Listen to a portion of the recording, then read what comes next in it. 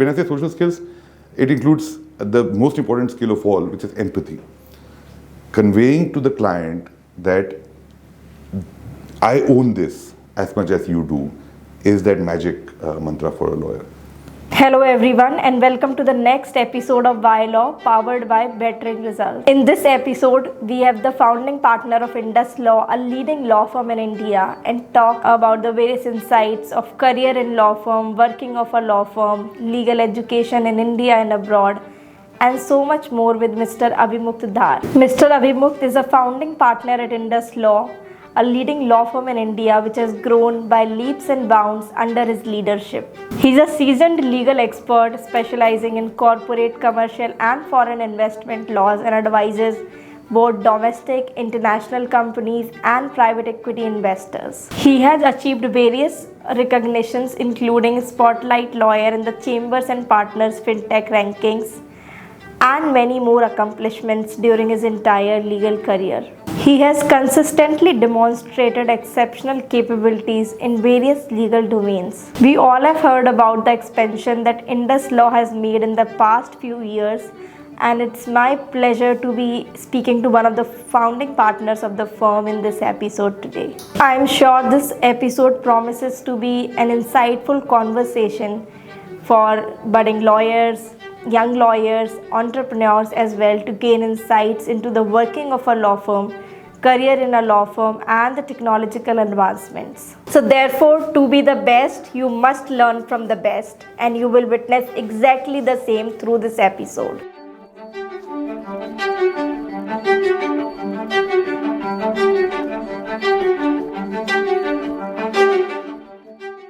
Welcome and thank you, Avimukt, for being here with us today. Thank you so much for taking out time from your extremely busy schedule for this podcast.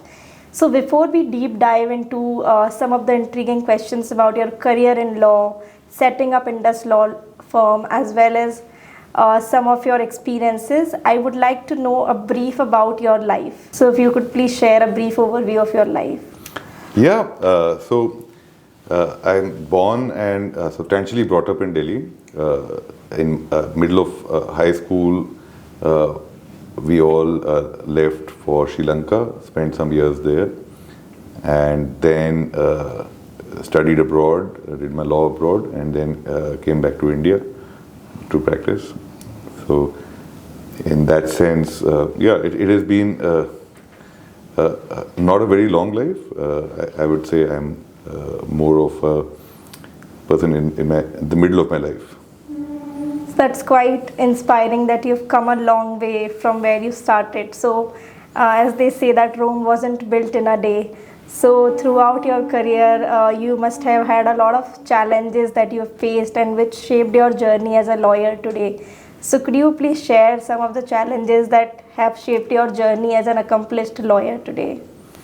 Yeah, one of the challenges which I faced when I was a fresher was that I started out in litigation, and one thing which struck me as very unusual about our profession is how much in litigation we go along with what the client wants in terms of statements which are made on affidavit. So that was an interesting challenge for me, and when I switched to corporate law, it was much easier, because at least in corporate law, whatever you see is what you get substantially. So you agree to things after reading through them, and nobody is making statements which they may know to be false. So in a sense, one of the most interesting challenges that I always felt was the innovations that litigants do and parties do in matters. As a lawyer, I always felt that you should keep it as straight and honest as possible. But that is something which... So which one did you enjoy the most, litigation or corporate side? I absolutely enjoyed litigation the most, because litigation allows you to think and to research more, and some of the best experiences that you get are from your arguments before judges who are also highly educated and who are very sophisticated. Right.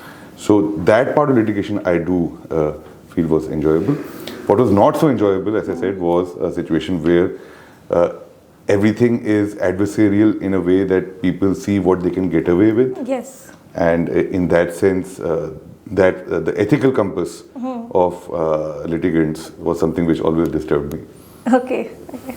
So I've seen when I was going through your profile that you pursued your LLB as well as LLM from abroad. So why did you choose to not pursue your career outside India?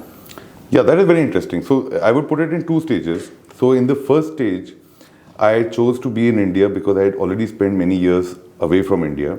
So I felt that, I was in a way missing out on my country, and, I felt that if I would not come back to India, then I would not culturally feel as if I am in India, because as I said, I had gone in school, and since then I had not had the opportunity to speak in Hindi, for instance, to people. Yes.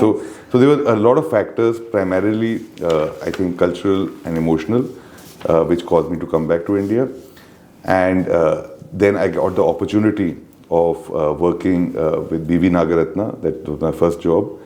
She is now a judge of the Supreme Court. So when I had joined her, her late father, E.S. Venkatramayya, was also there in the chamber at the time. So that was a fantastic opportunity. So I thought, let's do this. Let's try to see where this works. And the second time was when I did my master's in law. At that point, I had pretty much made up my mind to go ahead and just see what I can do in London and work in a foreign law firm. But at that turning point, my co-founder Gaurav Dani, who is also a part of the firm, he reached out and he said, "Hey, Avimukt, let's set up a firm together. Let's try to make things happen, because we've always felt that the Indian law firm industry is about to explode, and the time is now, right?" And I said to myself, "Okay, fine. Let's give this a whirl. Let's see what happens. And if it doesn't work out, all the other options are still there, right? So I still have my master's. I'm still fairly young in my 20s. So let's see what we can do with this." But then the whole journey started, which has brought us. No, but it's great to know that you took the chance at that time, and after pursuing your degrees from abroad, you started a law firm in India. So when you were studying abroad, I'm sure you must have felt that there is a lot of difference in the way legal education is there in foreign university and Indian universities. So according to you, what is it that we should learn from the way education is being delivered in foreign universities? Yeah, I think education in Western universities is very thematic, and primarily I can speak for the UK, right? The US, of course, as you know, the students are fairly mature. They tend to have done their undergraduate, and then they go ahead and do their masters, or rather the JD after that. So in the UK, typically you start out at 18 to do your LLB, and you would not have done any undergraduate before that. So in that sense, the age of the typical LLB student in the UK is, even at the time of graduation, significantly lower than the age of LLB student in India. And the courses are not packed in a way that we pack nowadays. So today, either you do a 3+3, which is becoming less popular, I've noticed, amongst most people. You typically have the integrated course, the 5-year integrated course, where you add a BA or a BSc or a BCom with the LLB. That is not there in the UK. The LLB is similar to our 3+3 Yes. LLB. And the subjects are taught on a thematic basis. They are taught in a way that you understand the first principles of the subject. And there is a very strong tutorial system in the UK, which was pioneered by Oxford, where you have small group sessions to actually understand the cases. So a very case study based, tutorial based system. And at least what I hear from younger students, as well as younger lawyers in our firm, is that in India, increasingly the focus is on a lot of regulations. And this is partly because India itself has become very heavy on legislation. Yes. In fact, you would have seen, every second week you have Right. major legislations coming through Lok Sabha and Rajya Sabha. And that, I think, has made it harder for the faculty. UK is primarily common law based. Legislative intervention is only where they feel that the common law is not working properly. and the only major legislations they have are in areas like company law, intellectual property, but they don't have anything in contract law, for example. Contract law in the UK is completely common law based. So in that sense, and criminal law as well, they don't have a penal code, even though they gave us one famously, but they don't have a penal code of their own. So case law based study is critical in the UK. It is important in India, but in India, regulations and laws have become increasingly very important also to study because of the sheer number of bare acts. I completely agree with you. So since there are so many legislations, even when we at Bettering Results are curating courses, a lot of students, come up and ask that which law should we specialize in, right? So because there are so many legislations coming in, it becomes very difficult for students to also cope up with them in law school as well as after they graduate. So I think case study based approach may be very good for them to learn. Yeah, but the die is cast. I don't think in India we have too much of a choice. And by the way, this is also a product of the English, right? So they gave us a Contract Act, they gave us an IPC, a CRPC. So, so they've also made it such that it is easier from a codified basis, and it is not the same as in their own home country where most of the law is not codified. In fact, even the constitution is not codified, right? They have an unwritten constitution. So constitutional law in the UK is mostly case law. It's not based on articles, whereas we have one of the largest constitutions in the world, right? So it's a very interesting question that we ask from all our guests. So why did you choose to pursue law as a career? Is there any specific instance or motivation that led you to pursue a career in law? Yeah, that is interesting. I think one motivation that I did have was the novels I used to read. I used to read two kinds of novels a lot when I was growing up in school. One was John Grisham and the other was Robin Cook, right? And very popular bestsellers. So Robin Cook used to inspire me to be a scientist or perhaps a doctor. And John Grisham, of course, inspired me to be a lawyer. Because of the way I was in, say, the mathematical subjects, I felt that even if I became a scientist, I may not actually be able to be very useful in my contribution to society, because that requires a very high level of intelligence, I felt, right? So at the most, I could become maybe a mediocre scientist, right? Working somewhere if I worked very hard. Or even switch streams later on, right? So I didn't want to make science just like any STEM degree. So even though I did do science in my high school, felt that I might be able to contribute to society much more meaningfully as a lawyer. And of course, English, the language, has always been a passion, as has history. So I'm a bit of an armchair historian. So I've always enjoyed that. And law offers a mix of both, because when you read case law, you have to also see them in the historical context as well. So yeah, so I quite enjoyed that. So as a founding partner of one of the leading law firms in India, what strategies as a founding partner had helped in the growth of the law firm? Yeah. So in the early days, the only thing we had to do was attack work, attack clients, and go all out, right? One of the things which helped us, and here I speak for all the founders, is that we were not hustlers by nature, right? We always felt that if you want to become a complete hustler, maybe law is not your profession, right? There are many professions where you can make more money, where you can grow much faster as a hustler. And I know that the term hustle and hustle culture is very recent. It is very in the startup world. Exactly, Yes, the startup world has created it. As a startup law firm, I don't know whether it's a good thing or a bad thing. We didn't really have a crazy hustle culture. What we did have is a culture of complete ownership. It felt unnerving at times that you would not have a senior, a mentor, right? So, whereas everybody else, including my peers, had seniors, mentors to help them, to guide them. So you had to be your own guide. You had to take complete ownership of the clients, because we were always mindful that any client who came to us was taking an inherent risk, right? If they had a budget, they could go to a more established law firm, a larger law firm. And we always respected that they are taking a risk on us, and therefore we should give 110%, both in terms of effort and thinking. So that was the exciting part of building out IndusLaw.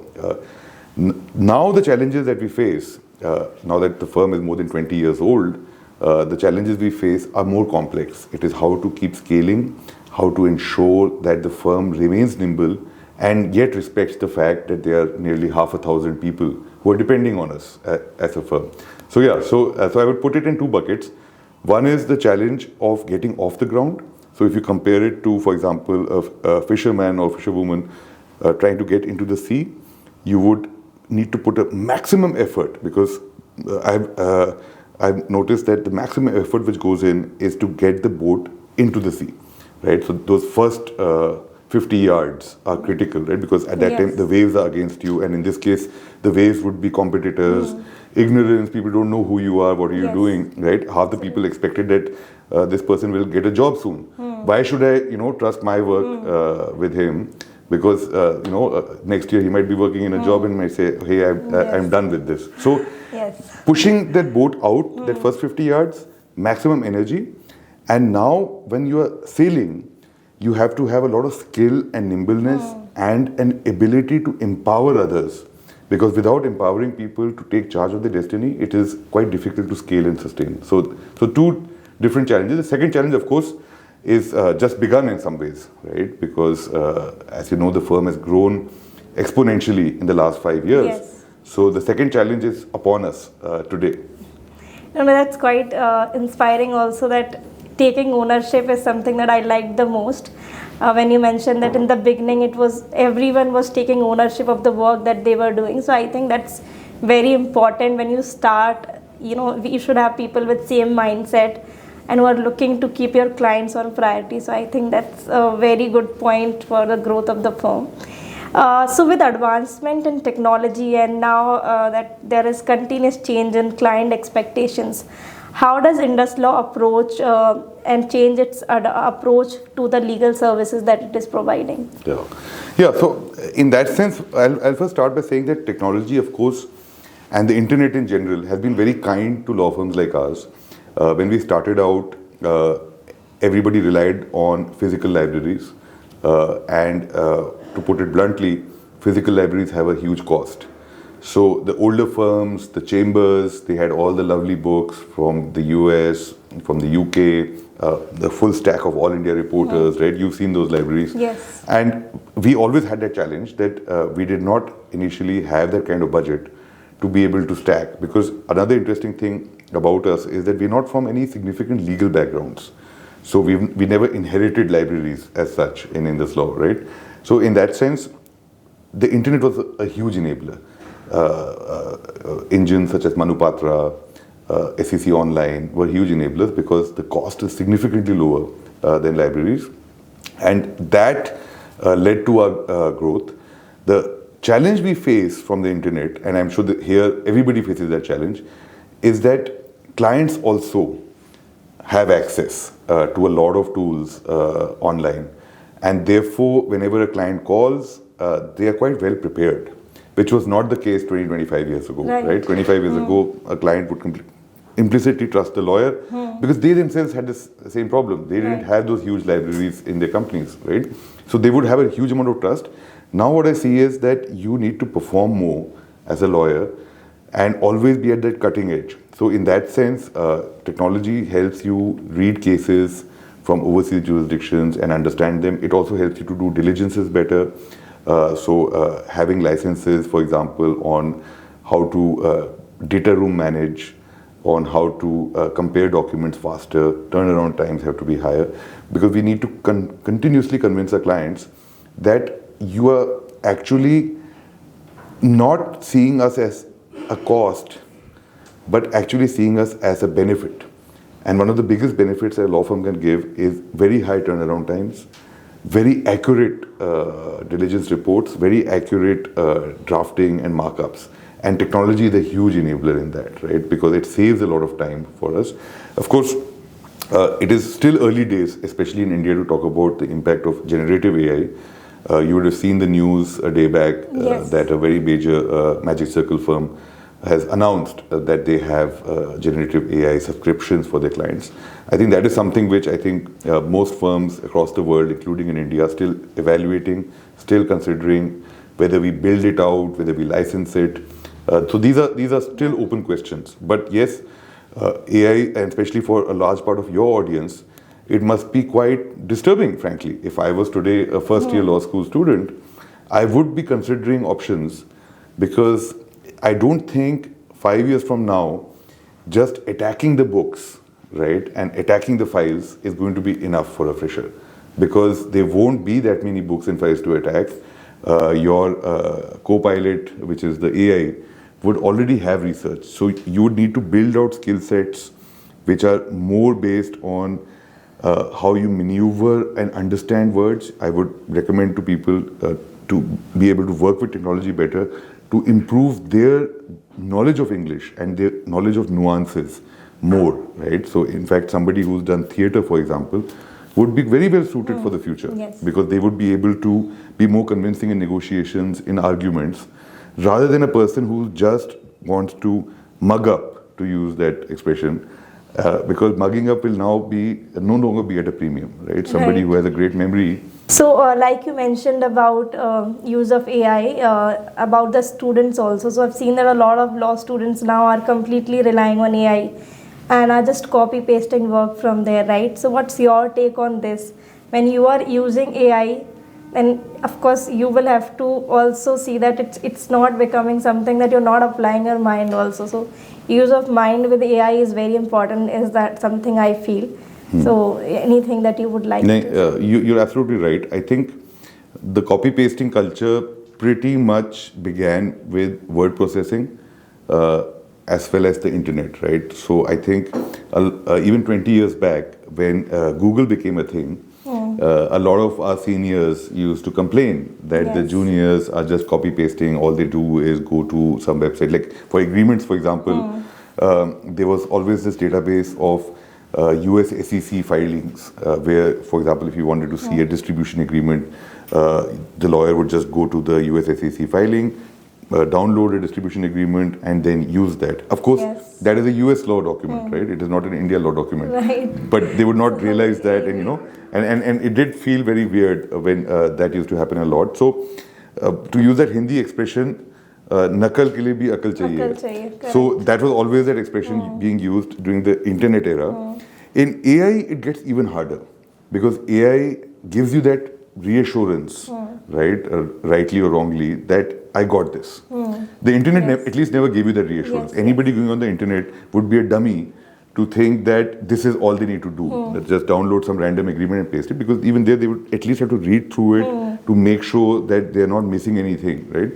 With AI, if you give them an instruction, they will pretty much write up a memo for you. And at that time, and which is why, as I was saying earlier, you need to build out those cognitive tools, right? Whether you in college or university or generally, to filter out. So you have to, in a way, mature much more than what society used to expect it. And this is not for law alone, it is for everybody. A typical lawyer, when they are an A0, are 23 years or 24 years old. So you would now, as a 23-year-old, start to have that maturity that maybe in the 18th century aristocrats did, right? Because they would also in the 20s, like people like Alexander, they pretty much reached India by the time they were 30. So he did carry a significant amount of maturity. So we'll have to increase the maturity, increase what we call the emotional quotient, to be able to filter out AI, and also to make sure that how we articulate to the client shows originality. What I would not recommend so much is constantly, and I'm talking about AI when it's a real thing, maybe 2 years down the line, is to second guess it too much. Because then you're duplicating the effort. Because your law firm would be paying a lot of dollars for that software. So it's almost like, for instance, if you're doing a comparison, so you have a lot of software for comparing documents. In the very old days, we used to actually do a line item reading even then. But I think that then reduced as people started trusting the software more. Same thing will happen with AI. There will be trust, but at the same time, to manually verify all the assertions made by AI will get harder as AI gets better. So it's something similar to having, as a partner, having a very smart senior associate. So if he or she is very smart, the partner doesn't actually do a line item reading of the entire agreement, right? So that is what AI will become. and then you will have to have those So the nuanced. trust factor is Exactly. something So you'll that start to you trust it more, increase. and then you will have to then justify yourself to your Yes. employer and to your client by having a strong emotional maturity, ability to articulate, and most importantly, I think for especially, and this is more important for Indians, because English is in a way a native or not native language. It depends on who you ask. But for AI, English will be the native language. So most important is not to get intimidated by the tone, by the language being used by AI, to maintain that originality. So that is, I think, one of the things that we'll have to learn from AI a lot. In fact, AI can teach a lot of English to us through this, right? No, absolutely. It aids a lot in your work. Exactly. So in that sense, it can be a big blessing, especially for Indian lawyers, Right. because a lot of us have gone to English medium schools but have not spent that much time with native Yes. speakers of English. But AI, because it's software, it's a native speaker, right? Right. AI can write as well or bad as Dickens. True. So, as we say that best source of knowledge is experience, and you've had a lot of experience in corporate, commercial, and foreign investment laws. So, can you share any deal that has helped you in gaining a lot of understanding about these fields? Yeah. I think one of the things which really helps in both M&A and private equity financing is that if your clients are very innovative, they teach you a lot more than any law school or any senior can teach you. So one standout client for me personally is OYO, where pretty much we have advised them from their seed funding, right? And today we are also working on their IPO, right? So that client, through the innovations, is effectively, and I'm talking here about a period of 9 years, right? We are now in our 10th year of relationship with that client. Pretty much I can say that it is like a PhD. So a client who spends many years with you doing different litigations, different transactions, can give you effectively a doctorate in understanding the nuances which are going into that client, right? And of course, you get paid for it, so that is great. The other learning that you have is very opportunistic. So what I find is that so long as you are able to go into different fields of law, and this is easier for a lawyer who is running a startup law firm like we were constrained to do a lot of different kinds of law. We could not be like boutique or overly specialized, because we're talking about the early part of the 21st century. So there was no significant specialization in those days. So we had that luxury of being despecialized as lawyers, which allows you to take a 360-degree view in terms of problem solving. So yeah, in that sense, transactions, like for example, as I mentioned, financing of OYO taught me a lot. And then there was this one very major litigation that I did early on, which was the Ranbaxy family settlement. That also taught me a lot. So ultimately, any client who expects you to spend more than 1,000, 2,000 hours on their matter, those are the matters which teach you. But if you do matters where you don't get to spend that much time, then you don't learn much, but you can still earn, but your learning curve goes down. So you have to cross that magic 1,000-hour for any matter to actually. And I think for that you need to also establish such rapport with your client that it's a long-term client. So yes, but this can happen to any random as well. So for example, in litigation, it totally depends on how litigious the client is. Yes. Sometimes, as a litigator, you tell the client, no, don't do it, it's fine. But they say, no, I want to fight this case all the way to Supreme Court. Yes. So if you take a matter from the High Court to the Supreme Court, that learning itself takes away 2 or 3 years of your life, but it also teaches you a huge amount. Thank you for that. Just one last question that I have. So for all those students and young lawyers who are aspiring to build a career in corporate law, what is your advice to them, and what are the things they should follow to build a successful career like yours? So first of all, what I would, again, as I would say that all bets are off with AI. So I would strongly recommend them to ensure that they are good people, first of all. It is very critical And this cannot be stressed so much that, there is that cliche that law is a noble profession. But it is noble not so much in the sense that you have to be a very nice person, right? And you are very aggressive lawyers. It is noble in the sense that you should not be a person who is not a gentleman or a lady, right? So the impact is similar to nobility, right? As in the classic sense that you have to behave like a person who should not be overly stressed. You should be a nice person who can, effectively be good to interact with even outside the profession. So when the laptop is closed, you should still be a person that somebody would want to spend half an hour of their life with. A lot of other professions, you don't need to be like that, right? Like, I won't name them, but the obvious one comes to mind is engineering. So engineering, you may not need so much social skills, and you only need it when you become somebody in management, right? So in law, you should assume that you have to have managerial skills, for want of a better expression, right from day zero.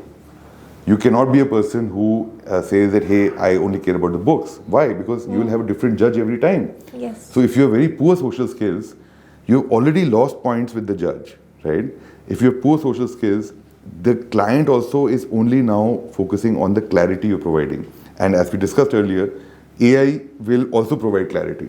So then, if social skills mattered 25 years ago, they matter even more today, because that will be pretty much all that you have. So I would recommend them in improving their ability to socialize, network, learn things like theater, read up on history, and generally be very aware, right? And sometimes, a good knowledge of Bollywood, Hollywood movies also helps, because the client might start talking about them. So you shouldn't be like, I don't know anything about this. I only want to know about your file.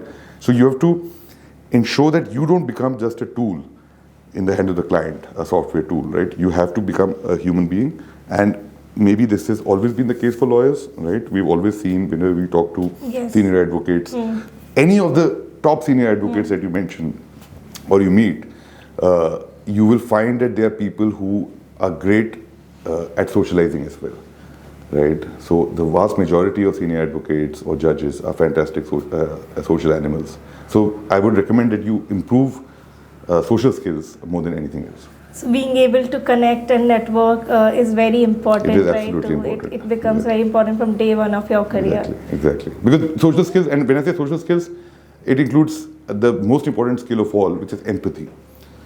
Conveying to the client that I own this as much as you do is that magic mantra for a lawyer.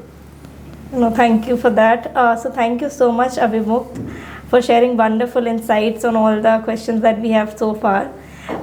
We are very impressed with the journey that IndusLaw had, and really glad to know you in person also, that you have had so many challenges and now the firm is growing very fast. So we are grateful for that. And we've had so many partners from IndusLaw teaching at bettering Absolutely, results. Absolutely. I see that a lot. In fact, better results and what you have done is also very impressive, because I think you started out pretty much in peak COVID, right? Yes. And it was a great choice because everybody was glued into LinkedIn at that time, right? And you have very nicely tapped LinkedIn as a social media. And when I say socializing, it includes LinkedIn, right? Absolutely. And you would see that it is a very shape-shifting social media. To stay relevant on LinkedIn is not easy, and I have, with a lot of admiration, followed the journey of bettering results, how you started out and how you have continuously improved yourself. And yeah, it is quite remarkable. I believe you're also doing tie-ups with universities now. Yes, so we are doing with universities and government organizations also. We recently did a workshop for Power Grid. Yes. So it is quite fantastic. Mr. Mayank Mishra was there. For and also, I think Mr. Kirmani was there in NLS. NLS also we did a workshop. So that is fantastic. In fact, the key thing that students want is also a kind of validation to the courses, and I think you're achieving that by doing these tie-ups. It's very useful to students. Thank you so much. Thank you.